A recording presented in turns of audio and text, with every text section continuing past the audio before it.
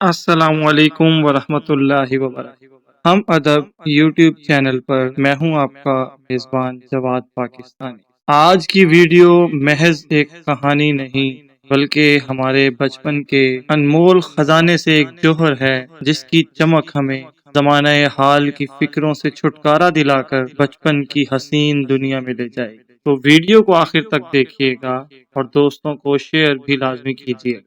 پڑھتے ہیں آج کی ویڈیو کی طرف، جس کا عنوان ہے پالتو فون۔ کٹو ایک موٹی سی لال مرغی کا نام۔ وہ ایک مغرور مرغی تھی، اپنے سوا کسی کو خاطر میں نہ لاتی تھی، اور جب وہ انڈا دیتی پھر تو اس کے مزاج ہی نہ ملتے۔ کٹاک کٹاک کرتے گھر سر پر اٹھا لیتی کہ لوگوں دیکھو میں نے انڈا دیا۔ گھر میں لوگ ہی کتنے تھے، رحمت جولاہا اور اس کی بوڑھی بیوی۔ رحمت جوان تھا تو اس کے بنائے ہوئے تھان بازار میں ہاتھوں ہاتھ بک جاتے تھے، پر اب وہ بوڑھا ہو گیا، اس نے یہ کام چھوڑ دیا تھا۔ شہروں میں کپڑے کی ملیں کھل گئیں تو اس کے دونوں بیٹے شہر جا کر کام کرنے لگے۔ اتنے بڑے گھر میں میاں بیوی کا دل نہ لگتا تھا۔ بستی سے کچھ فاصلے پر رحمت کی بیگھہ بھر زمین تھی، اسی پر اس نے چھوٹا سا مکان بنا لیا۔ بستی والا گھر بیچ کر ایک ریڑھی اور ایک گھوڑا خرید لیا۔ چندو خوبصورت اور چست گھوڑا تھا، اس کے ماتھے پر سفید چاند تھا، اسی لیے رحمت کو چندو کے نام سے پکارتا تھا۔ اسی گھوڑا گاڑی پر رحمت کی گزر بسر ہونے لگی۔ چندو گھر میں آیا تو کٹو کو کچھ اچھا نہ لگا۔ پہلے تو رحمت اور اس کی بیوی سارا دن کٹو کے آگے پیچھے رہتے تھے، اب بڑے میاں کو ہر وقت چندو ہی کی فکر لگی رہتی تھی۔ کبھی ٹوکا مشین پر کھڑے ہو کر اس کے لیے چارہ کاٹ رہے ہیں، کبھی چنے بھگو رہے ہیں، صبح شام خریرا لے کر کا بدن صاف کرتے اور کنویں سے ڈول نکال نکال کر چندو کو نہلا۔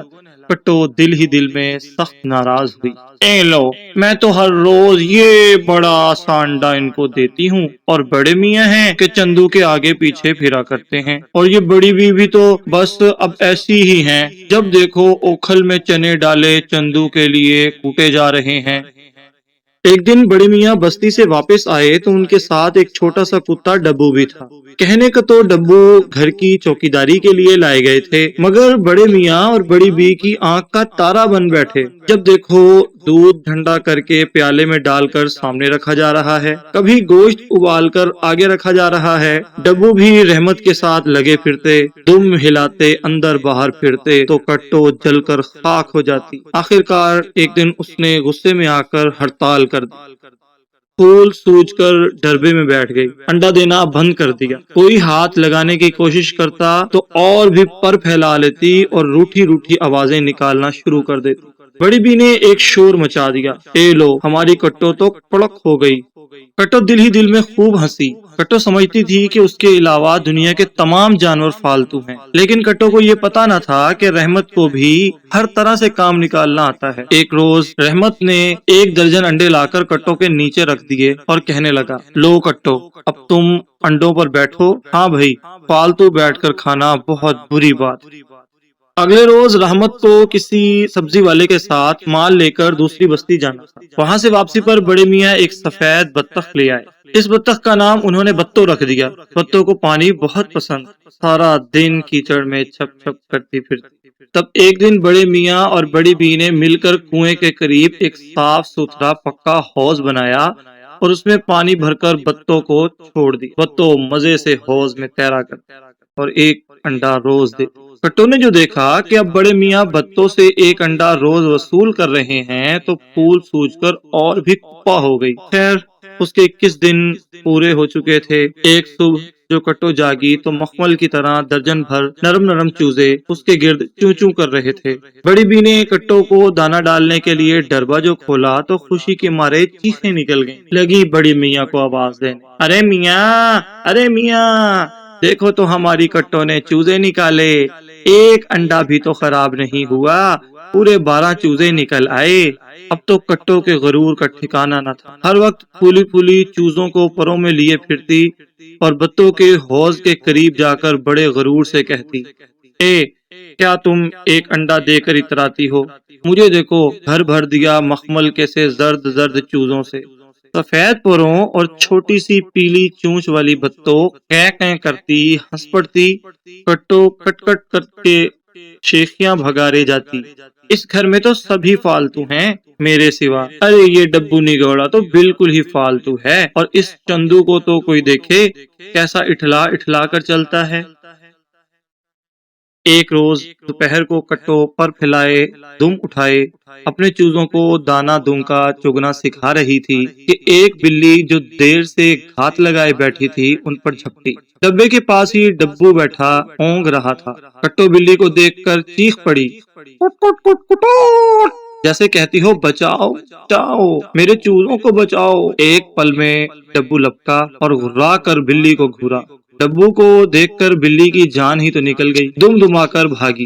ڈبو اس وقت تک بھونکے گیا جب تک کہ بڑی بی نے آ کر چوزوں کو ٹاپے کے نیچے بند نہ کر دیا۔ کٹو تھر تھر کانپتی بتوں کے پاس پہنچی اور اپنی زبان میں بولی، ارے بہن، یہ ڈبو تو بڑے کام کا ہے، یہ نہ ہوتا تو آج میرے بچوں کی جان بخشی مشکل تھی۔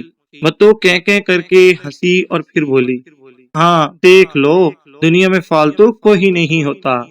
مگر ابھی یہ بات کٹو کی سمجھ میں پوری طرح نہ آئی تھی، جھٹ بولی، پر یہ چندو نگوڑا تو فالتو ہی ہے۔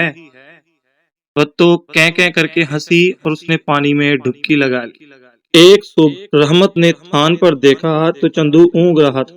شام کو جو دانا دیا تھا وہ یوں ہی پڑا تھا۔ چندو بہت بیمار ہو گیا تھا۔ بڑے میاں گھبرا گئے، چندو ہی تو ان کی روزی روٹی کا سہارا تھا۔ پاس والے قصبے میں مویشیوں کا شفا خانہ تھا، چندو کو وہاں لے گئے۔ کٹو دن میں کئی مرتبہ جا کر چندو کے دانے پر چونچ مارتی تھی، مگر آج چندو تھا نہ اس کا دانا۔